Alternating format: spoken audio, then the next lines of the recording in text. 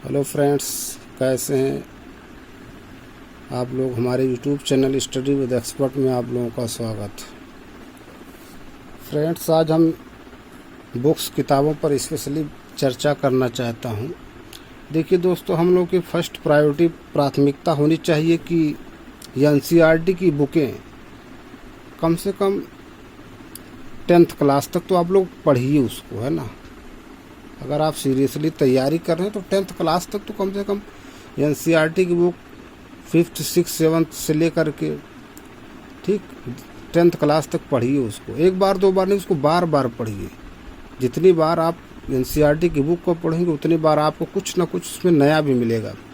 हाँ, लेकिन ये भी है कि एनसीईआरटी की बुक पढ़ ठीक उसके बाद जो है आप प्रीवियस ईयर का पेपर भी देखिए, क्योंकि एनसीईआरटी की बुक पढ़ेंगे फिर प्रीवियस ईयर का पेपर देखेंगे, तो जब दोनों प्रीवियस ईयर का पेपर देखेंगे तो उससे आपका माइंड क्लिक करेगा कि हाँ, हमने इस टॉपिक को पढ़ा है। ठीक, एक बार दो बार तीन बार जब पढ़ेंगे एनसीईआरटी की बुक को, है ना, और फिर उसको प्रीवियस ईयर का पेपर देखेंगे तो बहुत बेनिफिट होगा दोस्तों, है ना। बिलीव मी, बहुत बेनिफिट होता। हम लोगों ने ऐसा किया है। ठीक है, एनसीईआरटी की बुक भी पढ़े, फिर प्रीवियस ईयर का पेपर भी देखे, फिर एनसीईआरटी। और जितनी बार आप एनसीईआरटी की बुक पढ़ेंगे उतनी बार आपको कुछ ना कुछ उसमें नया मिलेगा दोस्तों। ठीक, तो एनसीईआरटी की बुक पढ़िए उसको बार बार। हाँ, लेकिन अपना नोट्स भी बनाइए। नोट्स बनाना बहुत कंपलसरी है। नोट्स बनाइए, उसको रिवीजन कीजिए। अगर आपको टाइम मिलता है एनसीईआरटी बुक पढ़ने के बाद तो आप, है ना, 6th 7th 8th 9th 10th की जो आईसीएसई बोर्ड की है ना, आईसीएसई बोर्ड की देखिए, सेलेना पब्लिकेशन की बुक है ना, ये फिजिक्स की थी। देखिए सेलेना, है ना, सेलेना पब्लिशर्स, बहुत अच्छी बुक है दोस्तों। इसको ठीक पढ़िए, देखिए कितना मज़ा आता है। आईसीएसई बोर्ड की है, ये फिजिक्स की है ना, ये बायो की बुक सेलेना पब्लिशर्स की। दोस्तों देखिए, हमने इसको जो है पढ़ा था, ठीक, हमको इससे बेनिफिट भी हुआ। तो पहले एनसीईआरटी पढ़े, तो एनसीईआरटी पढ़ने के बाद पढ़ा रहे थे,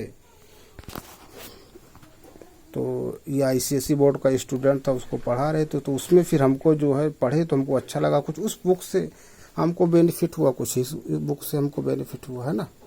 ये देखिए बायो की बुक है सेलेना पब्लिशर्स की, ये देखिए। ठीक, देखिए इसमें मैं पढ़ा रहा था, ठीक, तो ये डायग्राम हमको याद था। ठीक, ये मैं पढ़ा रहा तो ये डायग्राम हमको याद था। ठीक है, ये देखिए इसमें क्या है, वेस्ट को ये बर्निंग कर रहे हैं। ठीक है, देखिए, और उसी में फिर ये पीसीएस 2018 प्री में प्रश्न पूछ लिया था, यूपी पीएससी 2018 में, है ना। देखिए ये इंसिनरेशन पूछ लिया था कि व्हाट इज इंसिनरेशन। उसमें इंसिनरेशन दिया था, क्या होता है, उसमें 4 ऑप्शन दे दिया था। ठीक, तो हमको ये देखिए कह रहे हैं इंसिनरेशन, है ना, incineration is the disposal of waste by burning, है ना।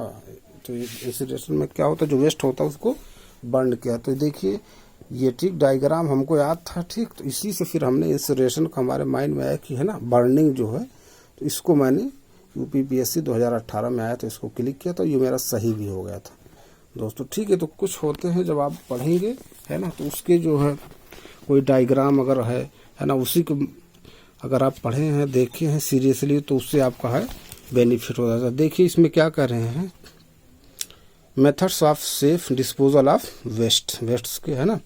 अब देखिए इसमें क्या है, दिस मेथड मेनली इंक्लूड, है ना, सेग्रीगेशन है, डंपिंग है, कंपोस्टिंग है, ड्रेनेज है ना। फिर क्या करें, treatment of effluents, incineration, scrubbers, electrostatic precipitator, etc., ये है। तो इंसिनरेशन पीसीएस 2018 में ये पूछा था दोस्तों। ठीक है, अगर आप डायग्राम देख लेंगे, ये इंसिनरेशन यही डायग्राम देखा था कि बर्न कर रहा है, इसी से हमने इसको गेस किया, मेरा सही भी हो गया था। तो देखिए इंसिनरेशन में क्या करें, incineration serve these 3 main purpose, है ना। पहला क्या, in reduce the volume of waste, इसमें वॉल्यूम कम हो जाता है, reduce weight of the waste, है ना, उसका भार कम हो जाता है। फिर क्या करें, renders toxic waste into less toxic और इवन नॉन टॉक्सिक, है ना, या तो उस टॉक्सिक को बिल्कुल ख़त्म कर देता या उसको कम कर देता। फिर impact of incineration releases fumes and harmful substance, देख रहे हैं इम्पैक्ट आप क्या होता है ना, जब जलाएंगे तो धुआं निकल रहा है कि नहीं, यहाँ देखिए कितना धुआं निकल रहा है। फिर उसके बाद कह रहे हैं प्रिकॉशंस क्या कह रहे हैं incineration should be carried out at very high temperatures, बहुत हाई टेम्परेचर में, should be equipped with pollution control devices, incinerator should be install away from residential areas, है ना, जहाँ पर लोग रहते ना हो वहाँ पर इसको क्या किया जाए, बंद किया जाए, ठीक है। फिर देखिए क्या करें, the left over after incineration contents about 25% of waste residues as an ash, the ash should be deposited in landfills, है ना, फिर जो बच जाता है उसको गड्ढे वगैरह में रख दीजिए, ठीक। एडवांटेज ऑफ, फिर देखिए क्या कह रहे हैं, advantage of incineration, the ash left over occupies much less landfill space, the residual bottom ash can be used for the recovery of some metals in it, electricity can be generated from the heat released during burning, है ना, उससे electricity भी generate किया जा सकता है, ठीक है। तो दोस्तों ये ICSE की बोर्ड की 10वीं क्लास की बायो की बुक थी, सेलेना पब्लिशर्स की। देखिए कुछ होती हैं पॉइंट, चाहे NCERT की बुक हो चाहे और कोई बुक हो, उसी से उठा लेते हैं। देखिए ये जल इसमें बर्निंग कर रहा था, ये इंसिनरेशन इसी से पूछ लिया था UPPSC 2018 में, ये डायग्राम हमको याद था उसी से मैं, ठीक है दोस्तों, गेस कर लिया और मेरा सही हो गया। तो दोस्तों देखिए मैथ के लिए देखिए ये बुक बहुत अच्छी है, या तो आपके पास किरण पब्लिकेशन की आती थी जो हम लोग तैयारी करते थे, जो ये हमने लिया था मेंस के लिए, ठीक है, मेंस जब दे रहे थे तो उसके लिए मैंने SSC मेंस के लिए लिया था। बहुत अच्छी बुक है दोस्तों ये, देखिए इसमें बहुत अच्छे अच्छे क्वेश्चन हैं, ठीक है। इससे हमने जो टेट दिया, सुपर टेट दिया, है ना, इसमें से प्रश्न पूछे भी गए थे, ठीक है, और बहुत फ़ायदा हुआ था, ठीक। अब देखिए ये कुछ पुरानी हो गई है, अब जो है इसका नया वर्जन जो है देखिए कब की है, नया देख लीजिए 2014 थर्ड एडिशन, ठीक है, 2014 की है ये पुरानी, ठीक। अब नई मार्केट में आएगी तो नए उसमें अपडेट होंगे और नए प्रश्न भी जो पूछे गए होंगे वो भी होंगे दोस्तों, ठीक। तो ये ले लीजिए, बहुत अच्छी बुक है ये, ठीक है। या तो फिर आप NCERT भी पढ़िए हाई स्कूल तक, फिर इसको भी कीजिए, इसमें प्रैक्टिस भी जो ले लेंगे तो उसमें प्रश्न भी दिए होंगे जो प्रीवियस ईयर में पूछे गए होंगे, ठीक है दोस्तों।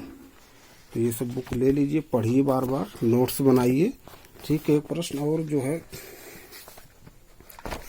इसमें देखिए, है ना, मैं पढ़ रहा था तो हमको मैलेबिलिटी और डक्टिलिटी में कन्फ्यूजन था, है ना। मैलेबिलिटी देखिए तो मैलेबिलिटी को हमने ऐसे याद किया, M का उल्टा W से वायर बन जाएगा ना, WIRE वायर होता है, लेकिन मैलेबिलिटी से वायर नहीं बनता, मैलेबिलिटी से शीट बनता है, ऐसे याद कीजिए, ठीक। देखिए मेन पर्पज है, उद्देश्य है, क्वेश्चन सही हो जाना चाहिए, गलत ना हो, बस चाहे जैसे रटिए चाहे कोई उसमें, है ना, आप जो है उसका एक्रोनियम बनाइए किसी तरह से, बस गलत ना हो पर सही हो जाए, क्वालिफाई हो जाए कंपटीशन, बस मेन ये उद्देश्य होना चाहिए, ठीक। तो देखिए इसमें क्या कह रहे हैं, the property of metals by wrapping food, है ना, क्या करें, the property of metal wrapping food, the property of metals by which they can be beaten into the sheet is called malleability. तो मैलेबिलिटी ये देखिए ऐसे हमने याद किया था, और ये ठीक है, M का उल्टा W से वायर, WIRE वायर बनता है ना, वायर लिख तक सकते तो, लेकिन वायर नहीं बनेगा इससे, मैलेबिलिटी से बनेगा शीट, और डक्टिलिटी से क्या बन जाएगा, इससे वायर बन जाएगा। दोनों का है ना एक दूसरे को लिंक किया था कैसे, इसी तरह the property of metal by which it can be drawn into wires is called ductility. तो हमने इसको ऐसे याद कर लिया था, है ना, हम, ठीक। मैलेबिलिटी से M का उल्टा W से वायर, और WIRE वायर हो जाए, लेकिन वायर नहीं उससे बनेगा, उससे बनेगा शीट मैलेबिलिटी से, और डक्टिलिटी से क्या बनेगा, वायर, है ना। तो ये पढ़ रहे थे, ठीक। इस तरह से भी देखिए याद हो जाना चाहिए किसी तरह से प्रश्न, ठीक है दोस्तों। फिर मिलते हैं किसी और टॉपिक पे, डिस्कस करेंगे दोस्तों, ठीक है। लाइट भी नहीं है, अभी चली गई है जस्ट, गर्मी भी बहुत है। फिर नए कुछ टॉपिक नए प्रश्नों के साथ मिलते हैं दोस्तों। Thank you.